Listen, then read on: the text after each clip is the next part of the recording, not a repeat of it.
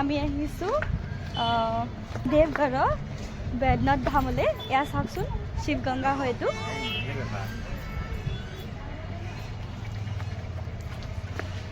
এখন শিৱ গংগা বুলি জনা যায় এই ঠাইডোখৰ।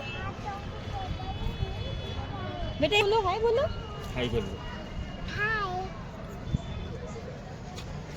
চব বলক আৰু আগলৈ দেখাই আছোঁ আপোনালোকক। আৰু তাৰ পাছত আমি এনেকৈ গংগাজল লৈ পেলাই আমি ভিতৰলৈ এনেকৈ সোমাই গ'লোঁ। মানে বহুত আৰু এয়া চাওক কালভৈৰৱ মন্দিৰ গ'লোঁ, এইফালে দৰ্শন কৰিলোঁ। এইফালে মা পাৰ্বতীৰ যিটো গঠবন্ধন হয় এয়া দেখিছেনে, লাল ধাগা ওপৰত আছে। আৰু এইফালে আমি এনেকৈ পূজা কৰিলোঁ মন্ত্ৰ বলনা হে ও শ্ৰী হৰি। আৰু এইফালে আমি প্ৰসাদ ল'লোঁ এই ধৰণে।